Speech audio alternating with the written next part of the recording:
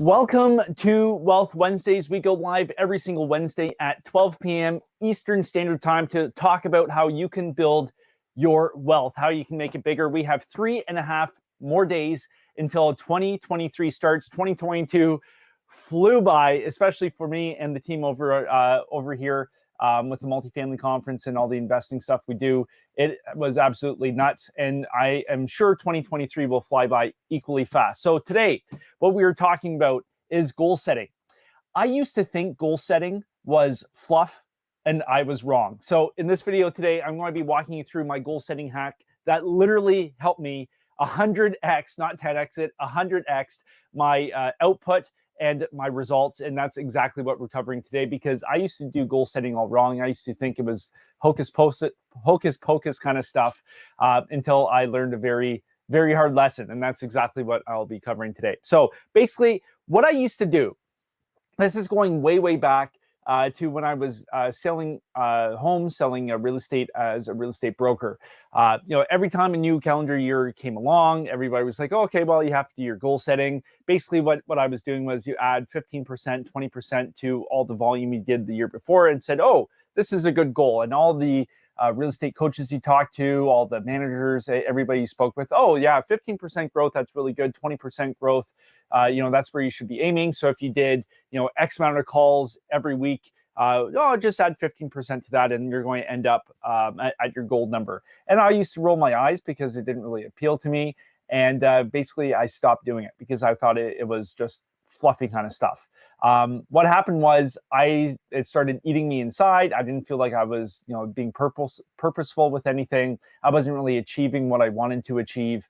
And it just wasn't very fun. And goal setting can be fun. Goal setting can expand your mind. It can really get you energized for the next year. I know for myself and the team over here, we've set some really big goals for ourselves for 2023, and everybody is energized. Everybody is excited. We are just out of the holidays. Most people are taking the time off right now, and everybody, trust me, everybody was working on Christmas Eve, and everybody is working today because we are so fired up for what's coming in 2023. And that's what I want to share with you today, and how you can do the same thing with your business, whether you have one employee, whether you're a solopreneur, or if you're doing some bigger stuff like we are right now.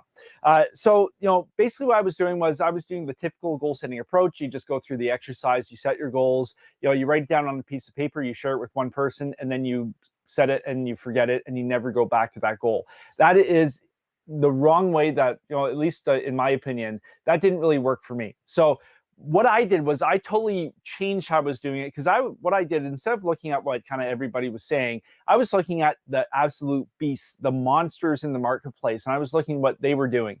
And the way they tackle goal setting, the way the top performers tackle goal setting is very different from what everybody else does. So here, let me I had to erase a whole bunch of permanent marker on the whiteboard today, and it literally took me like 20 minutes before this video because my son got down here with the permanent marker. He was drawing flowers and a whole bunch of stuff. So my arm's a little bit sore from scrubbing so hard. So the first thing I realized that what the absolute marketplace beasts were doing is they were setting goals based on their core values or their OM.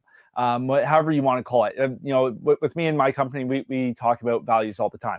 So number one, before you even set a goal, you have to figure out what your values are, because that's going to guide everything you're doing. So for instance, I'll just use me as an example. We have 4 core values. And I know you're probably thinking, hey, Seth, we're talking about goal setting. What do values have to do with it? Trust me, it'll come.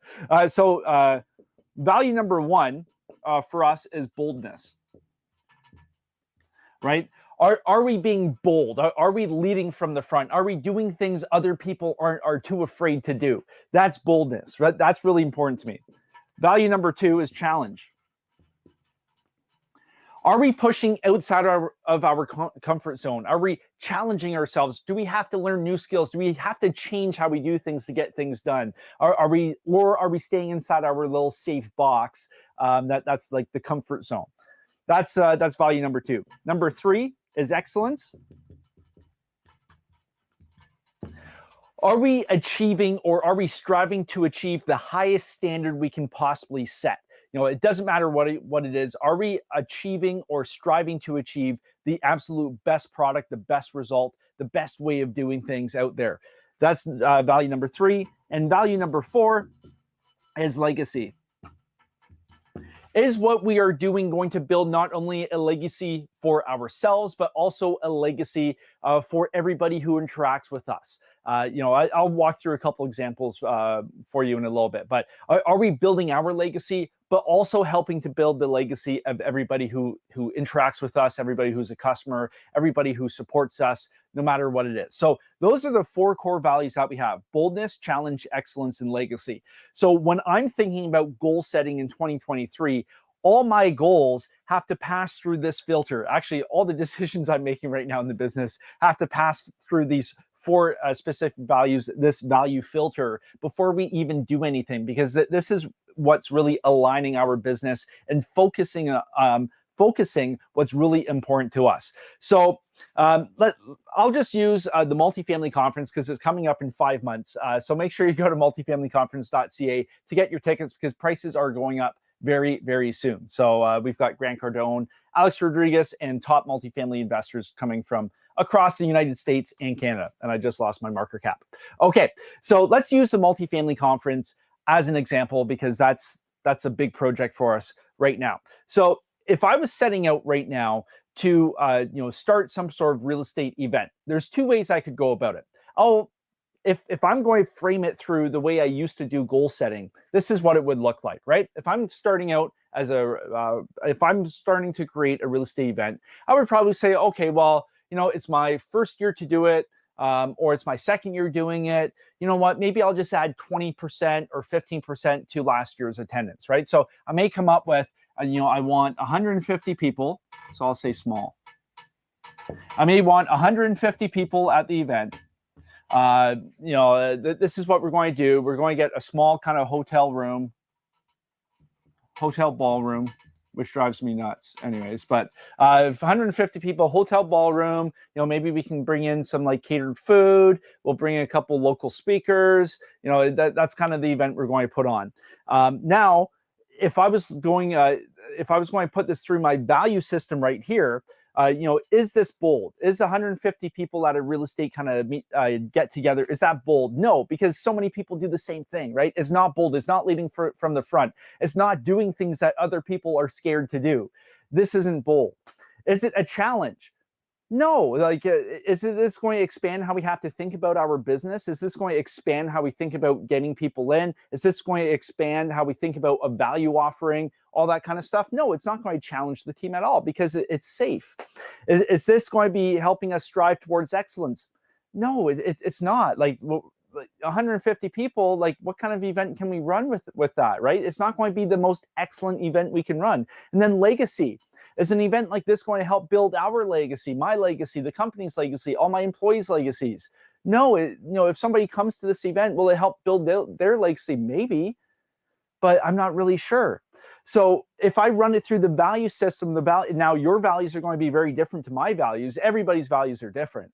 But for my values and my filter, if I run through this, it's going to fail every single one. I've got an X, X, X, X. It doesn't fit, because what happens is, going back to the way I used to think about goal setting, and a lot of people do, right? You've got this little circle right here, and this is your comfort zone right here. You won't even be able to read comfort. So this is the comfort zone. So growing 10%, 15%, 20% a year, this is inside the comfort zone. It's not going to help you be bold. It's not going to challenge you, right? If you're staying within here, kind of like the example I was using when I was a real estate agent, right? If you're just going to add an extra 15% in terms of call volume or touch points with your database or whatever it is, or generate 15% more leads, do you have to radically change the systems you're employing? No, you're going to use the same systems and just beef them up a little bit.